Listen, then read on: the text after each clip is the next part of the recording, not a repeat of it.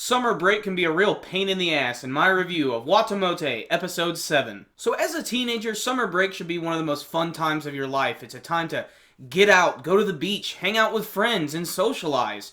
For Tomoko, it's an excuse to stay indoors, play video games, watch anime all day, and make a fool of herself online. We as the viewer have to cringe and laugh at the same time as we revel in Tomoko's torture, but at the same time we want to see her succeed. In this episode, she doesn't really succeed, but it's still fun, and it's a really interesting episode, and it of course has all of those incredibly awkward moments that just make you want to rip your monitor off your computer and throw it out the window. So right out the bat, this episode sort of ditches the A-B structure that we've seen in the last couple episodes, so we get this one giant cohesive story within this episode, and I love the immediate ominous build-up to it with the summer break day one. I love how they do that for each day, just sort of to build it up. And the first couple days for Tomoko are very simple. It's just her watching anime, playing video games, going online, doing her thing. What is funny about this is there are a lot of really cool cultural references and some anime references. One that I noticed immediately was Detective Conan, or as it's more popularly known here in the States, Case Closed. One scenario that I thought was particularly funny, she decides to start doing a live stream, and she orders this webcam, which hilariously, she orders and gets it on the same day, which I thought was kind of strange. But her webcam actually looks kind of similar to the one that I use, so I thought that was pretty funny. But she goes onto this live stream and she's real nervous, so she wears this mask and she has these sunglasses on. And this scene is fantastic because I think we've all been there, bloggers and everybody who's done these live streams before. There have been those times when, frankly, you just don't know what to say, and a lot of the times you're just waiting for the comments of the people watching to say something, and that's what I loved about this, because at first she didn't even expect anybody to join in, but people started joining. They're like, hey, hello, how are you doing?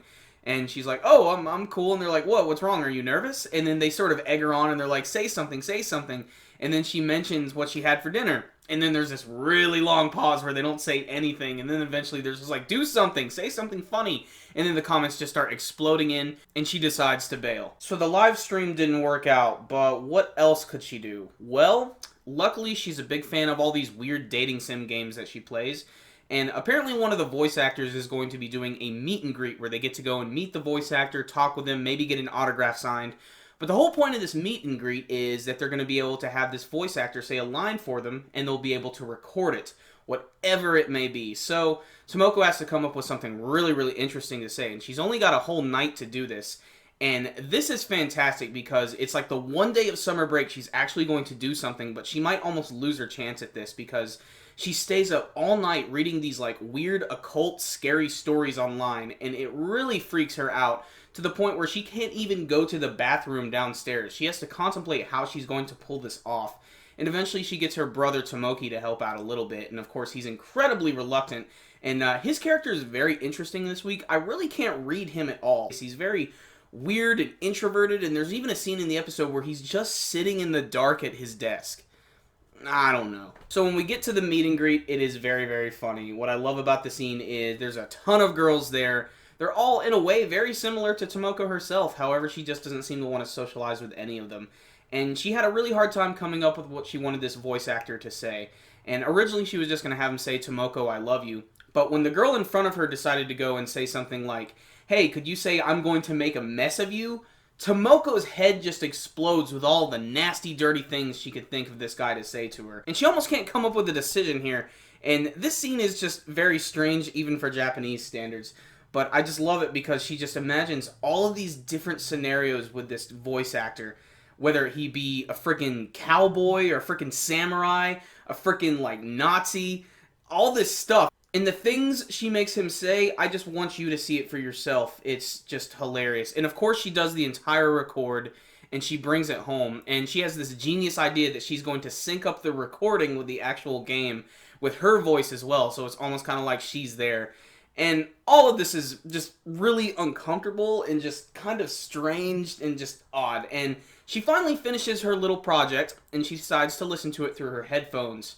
Unfortunately for her, she did not plug in her headphones correctly, so the entire household is actually listening in on this giant project. And this is the scene that is becoming very common in Watamote, the scene that is just really hard to watch but really funny at the same time. What's great about this is after hearing all of this, Tomoko's mother doesn't comment about any of it. She simply just walks out of the room and says dinner will be downstairs. So that was another exercise in awkwardness, and it was another good one. I really like the fact that every once in a while they're going to do these big structured stories that they're going to include instead of doing the whole A-B thing. I was kind of hoping when I was seeing the beginning of them, like, oh, I hope they're not just going to do this whole summer break first half and then a completely different thing in the second.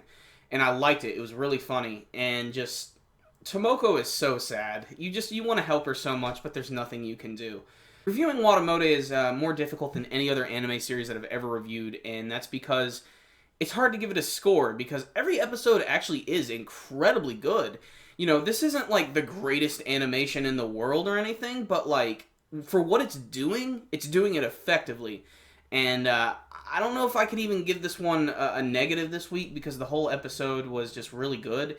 There's some people who probably aren't going to like the slow pacing, like at the very beginning, like the fact that she's just sitting around reading, playing video games, and obviously there's some cultural references that might go over some people's heads, but still, for what it's doing it really well, and again, the Tomoko character is not really changing all that much. Every episode she does like maybe one or two things to sort of like show that she's becoming slightly more sociable. So I'm not even going to give this one a score this week. I'm probably not even going to score the rest of the episodes. I'm probably literally just going to talk about them, because this is just not that type of series that I can attach a score to. But I can say that if you're looking for something that will make you think, laugh, cry, and yell, you need to check out Watamote. It's just a crazy anime series. It is absolutely hilarious, and every episode manages to surprise me in a lot of different ways. So if you guys did check out this week's episode of Watamote, you can let me know what you thought about it, maybe your favorite moments you just couldn't stand to watch. You can let me know in your comments below. And you guys know the drill. Make sure before you leave, give this video a thumbs up. It's one of the best ways to support our videos. Speaking of which, check out the ones up top, and make sure and give them a thumbs up and subscribe. I will see you next time, guys. Super Kami Guru 9000. Out.